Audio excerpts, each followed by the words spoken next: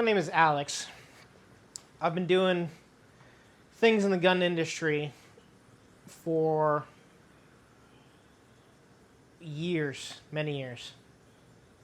And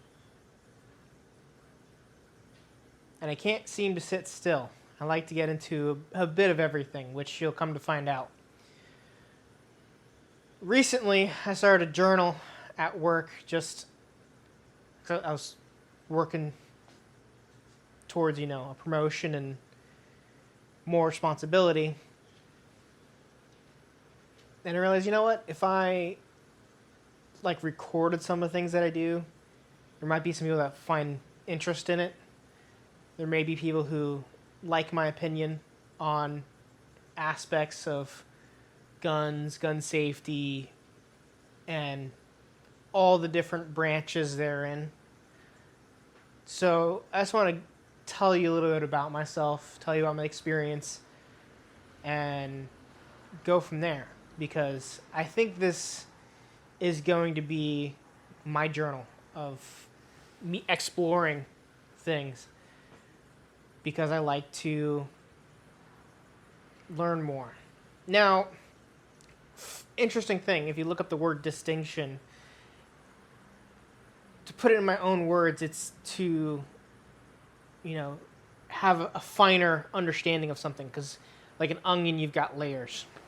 I should have maybe pulled it up on my phone and wrote it down before, but that's fine. Just look up the word distinction. It's a word that's stuck with me for a long time because I just can't sit still. I want to learn more. Now, 2 days after I turned 21, I bought my first gun.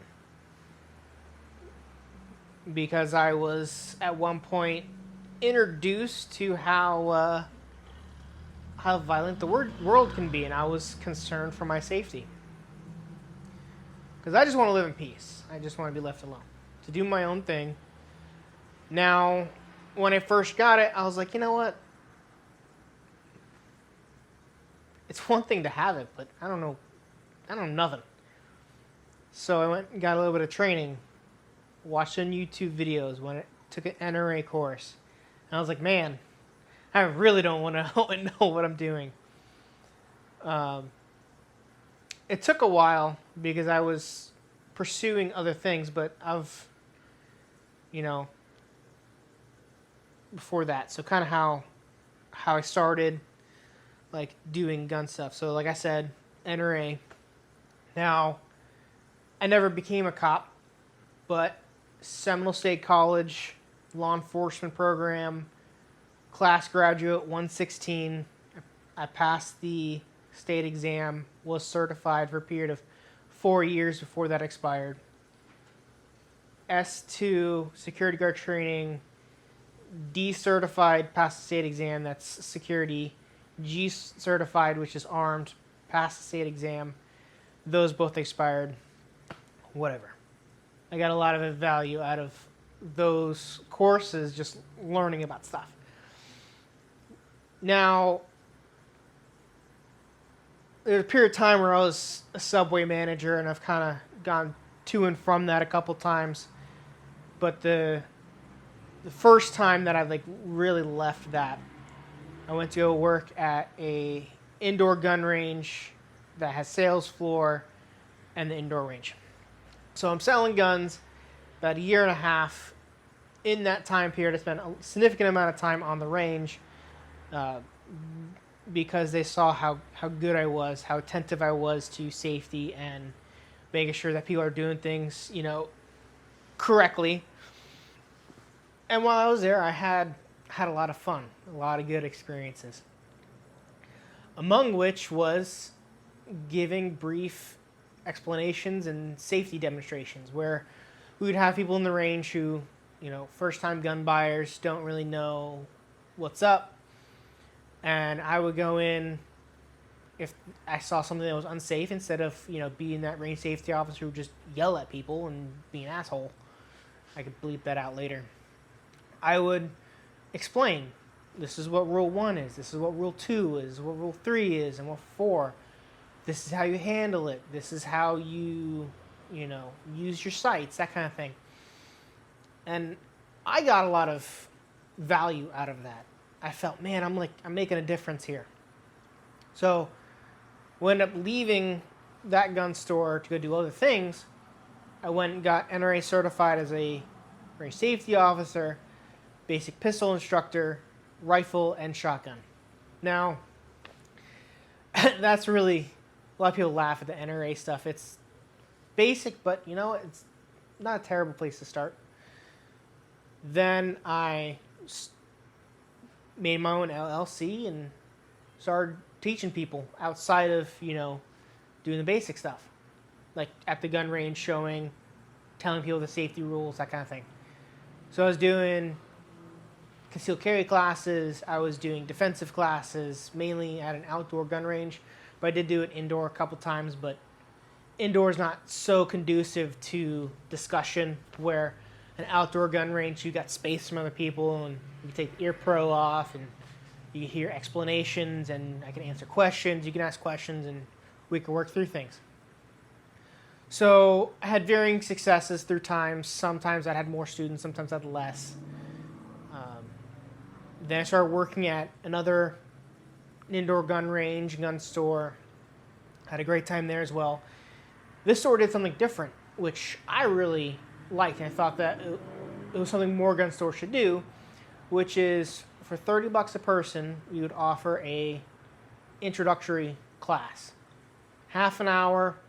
These are the safety rules. This is how to safely handle them. This is how they work. This is how you load them. This is how you unload them. Go into the gun range with them. Demonstrate if you need to demonstrate, and just see that they know what they're doing. If they do, great. If not, spend an extra 10, 15 minutes with them. I feel like people got a lot of value out of that. Just a sidebar. I wish more gun ranges would offer that kind of thing. Even if it was, $40, $50, whatever. Dude, if on the spot a customer can walk in and be like, I need a little bit of education because this is my first gun. I don't feel comfortable. Can someone just show me some basics? I got a lot of value out of that too. I had so much fun. Now, during this time, I'm also teaching, and my wife is like, hey, why don't you go to gunsmithing school? Why don't I go to gunsmithing school? I'm doing sales, I'm doing range safety, I'm doing instruction. It just doesn't really make sense to me. And besides, we don't have the finances for me to go to school. And so the next day I'm socializing with the owner of this business, and she's like, you know this guy, right? The gunsmith that comes into our shop, takes guns, leaves, and fixes them and comes back? I'm like, yeah, I've seen him before. She's like, he's looking for a helper. Okay. So I was like, well, I might go by and see him fix some guns and see what happens. And he invited me over, and I got to see him repair some stuff. And I was like, you know what? This is actually kind of cool. So over the course of the next 3 years of working at the indoor gun range and then going elsewhere, and I can't really sit still. I'm always interested in getting into the next thing. I stuck with this gentleman for 3 years as his apprentice, learning from him. I'm not saying his name just because I haven't consulted him and I don't want to, speak for him. But, he was a Colorado School of Trades graduate, which is a proper gunsmithing school, like a real gunsmithing school. And I got so much value out of learning from him. Now, about a year and a half ago, he and I get hired a new startup company, him as the manager of, all the gunsmithing, all the manufacturing, all the machining, all that stuff, and me as, a gunsmith. So at this point, and I'm going to have to go into stories about it because I learned a lot of good things, and right before I got hired, I completed let me just go into that. So the most defining moment in that 3 years, which is right at the end, was we had a regular customer who had an H&K SL8. Per importation laws, they come in as a single stack. Now, there's a company that does the conversion for that rifle to take AR-style double-stack magazines. However, this customer was very insistent that they did not want to ship it out. Well, the gunsmith master was like, hey, I don't do plastics. I don't want to cut up your receiver and mess it up and then be buying you a brand new $2,000 gun. And I'm like, you know what? If you want to leave it with me, let me take a look at it. Maybe I'll do it for you. But I'm not guaranteeing that I'm going to do it for you. Gunsmith master looks over at me and says, hey, you're on your own. I'm not helping you. If you mess up, you're buying this guy a brand new gun. Cool. So the course of about 2.5 months, I theorize, I take a look at it, research plastics, research that it's a nylon 66, if I recall. It's about a little over a year ago.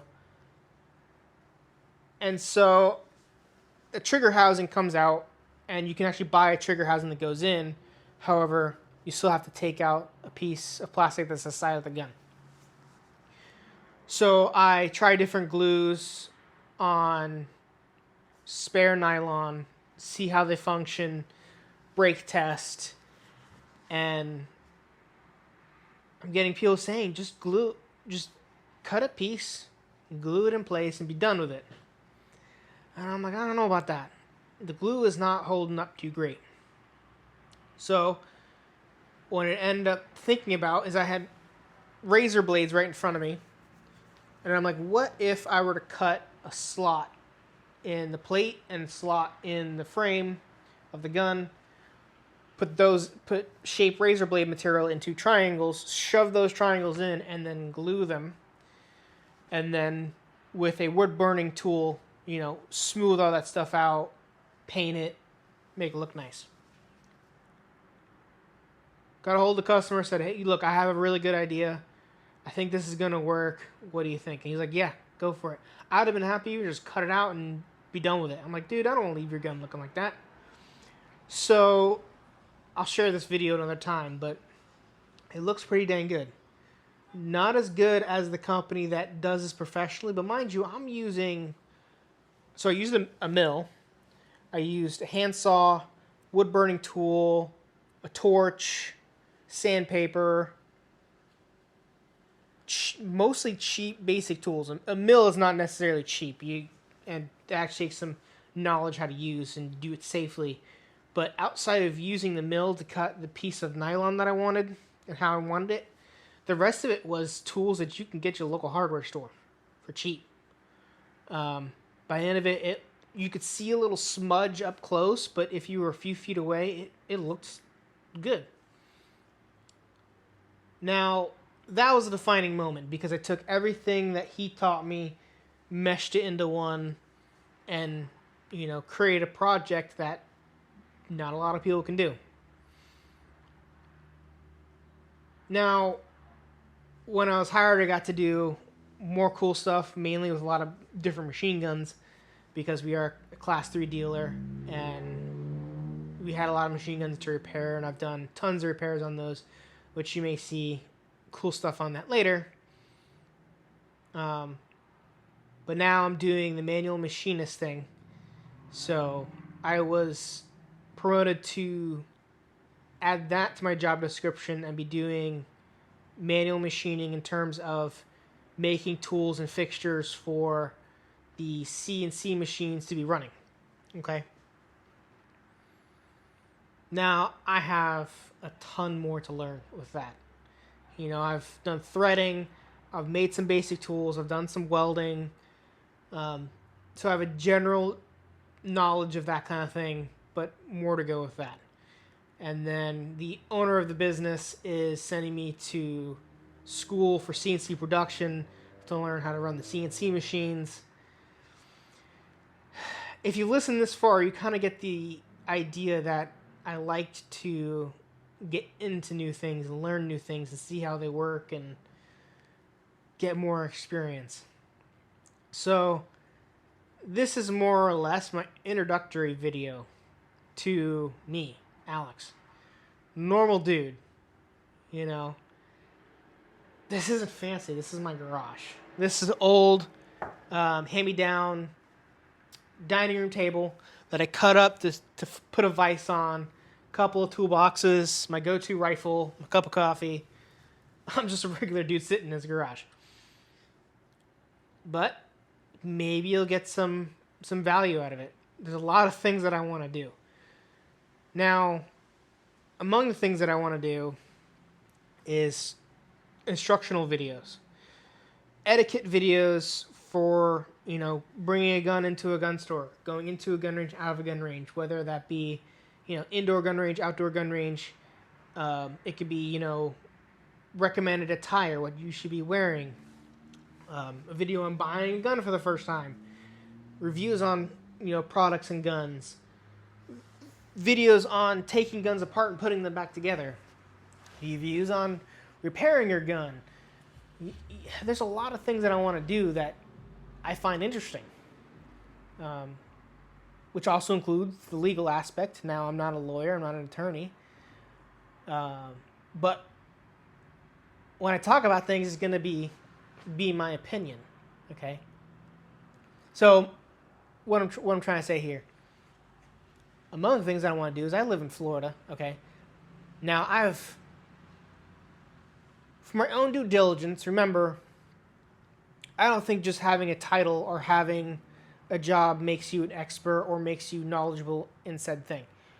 When I got certified as a instructor, even more so than when I was a private citizen, as a self-defender, just taking care of myself, when I started teaching people and certifying people to get their concealed carry license, I felt a duty to learn more about Florida state statutes.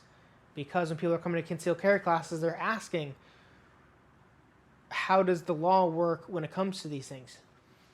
That topic is not one people really want to go over because of misinterpretation and liability. And you facing liability because you misspoke or said that a thing was a thing when it wasn't a thing, okay? But I think people gain value out of a snippet, short video of, hey, Florida state statute right here, read it for yourself. And talk about it. Talk about my opinion of it and see what other people think. Because most people who get their concealed carry license don't understand how that kind of stuff works. Now, I'm not going to say, go do XYZ because, that's just stupid. But, talking about topics is not a terrible thing to do.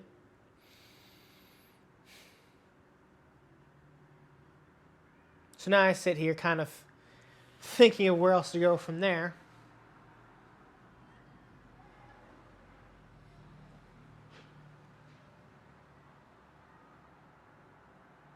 And we can always cut out some of this, but, it's not terrible. I want you to see them a normal freaking dude. So in doing all of this,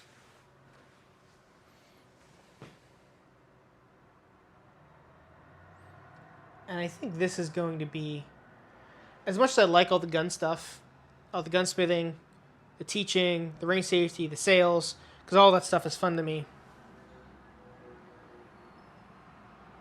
I think the important lesson that my channel is going to be discussing more so than anything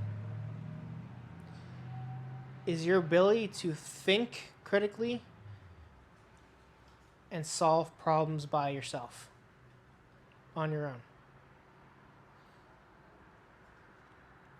Because I know what it's like to feel helpless and not have somewhere that either you can turn or you feel like you can turn for answers. When you have a car repair and a shop wants to charge you, $700 to $800 to do something, and you go on YouTube for 2 seconds, and you're like, oh, that's simple. Tear the tire off, undo one screw, replace $10 part, put screw back, put tire back, done. Why am I getting charged $700?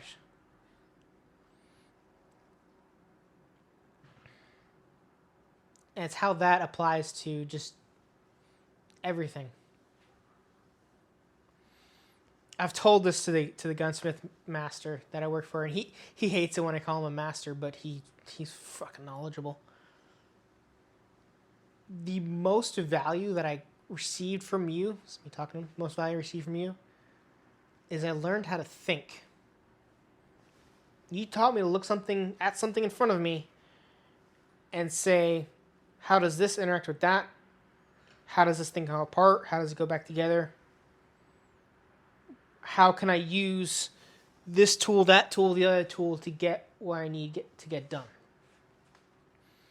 Which was full circle back to the SL8 project. Because I was having multiple people just telling me to just glue it together. And I'm like, logically, I don't like that. I appreciate what you're saying. I appreciate the value that you're trying to give me.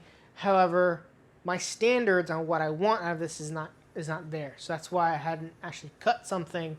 I hadn't cut up this receiver until I came up with the idea of using the shims. So, join me. You'll hear different opinions. You'll see cool things. You'll see me shoot cool guns. Hopefully you get value out of it. If not, great. It's not really for you. If anything, it's probably for my son and any other kids I may have. Because I want them to be able to look at the problems that they face in life and solve whatever problems those are as best as they possibly can. Hopefully with themselves, family, and friends. Because who doesn't want to be self-sufficient, able to take care of yourself? Nowadays, we're so dependent upon other people, which that's just a rant for another time. You're getting a good look at my personality. I'm going to go on wild rants about stuff. And it'll seem like it's not relevant, but it is, because I think about things at its core. Remember, word, distinctions, layer upon layer upon layer to get to the root cause and effect of how a thing exists. How does it get built? How does it get unbuilt?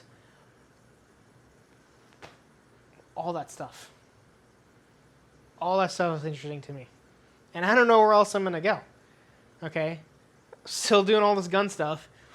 Getting into the manufacturing side of things, which the gunsmith master is pushing me. You need to learn how to do this catting stuff.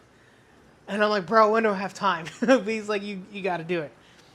So I want to show that stuff. Show cool stuff. Now, there's a lot of people who kind of fall into a few different camps. But the most extreme camps is if you show too much about a thing, you make yourself irrelevant. If you don't show how a thing is done, then you get more business. In regards to, like, it's my job to take guns apart, repair, and put it back together. What I have seen in life in general is if you have an attitude of abundance and you're willing to adapt and learn, you don't have to worry about that. I have a lot of people who are, because I've been trying to do this for a long time, trying to get a channel started, but getting the mentality right has been an issue for me. Because I don't want this to be fake. I want you to see who I am and me not have to force something at the screen, okay? When I'm in discussion with people, I'm having a fair number of people be, if you put out this content, you're going to make yourself irrelevant. Thing is that even if someone knows how to do something, they may feel more comfortable coming to you because you are the. I don't like calling myself the authority, but you are the person that they trust to do right. They appreciate that you've shown them how to do it themselves, but they just want you to do it. Which happens. We have plenty of customers who know about gun stuff, and they'll disassemble their gun, hand us the part that they want to do something to, and then we just give it back to them and they put it back together themselves. So I don't think it's a bad thing to spread a little bit of education, spread a little bit of knowledge, because if I make cool videos about how things happen and that gets more views, but then some people learn and can do it themselves, great, but the people who can't will be more likely to come to us.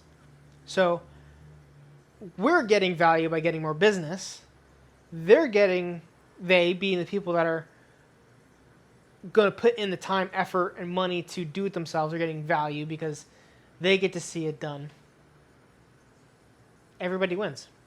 Which, mind you, the thing I want to do more than anything is show full videos on how to completely take something apart and put it back together.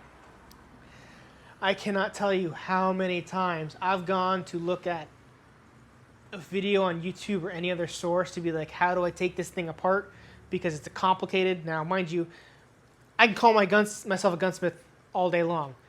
There are thousands of different guns, and some work wildly different than each other. I've worked on hundreds, and I've barely scratched the surface. Okay? Even to this day, I've been doing this. I'm a month and a half out from my 4th year anniversary doing this. I am still pulling up YouTube being like, how the heck does this thing come apart? Okay? I want to make a what's that word? A file? Not a file. What's the word? Playlist of showing how things completely come apart, because you'll go on, like, I don't want to call anybody out, but you go on other channels and they'll show you how to take something apart to the point of cleaning it. I don't need to clean it. I need to take everything out of this thing because I need to replace that part that is snapped in half. And I can't figure out how to get it apart. Or I'm being too nice to it. I'm not using my punch and hammer hard enough to get that pin out. Or maybe I'm trying to push it the wrong way. You'll get to see some fun stuff, which includes me throwing a hammer across the room. Yeah. Thank you for joining. Thank you for listening to me. Hope to have some fun, and I hope to have you along with me.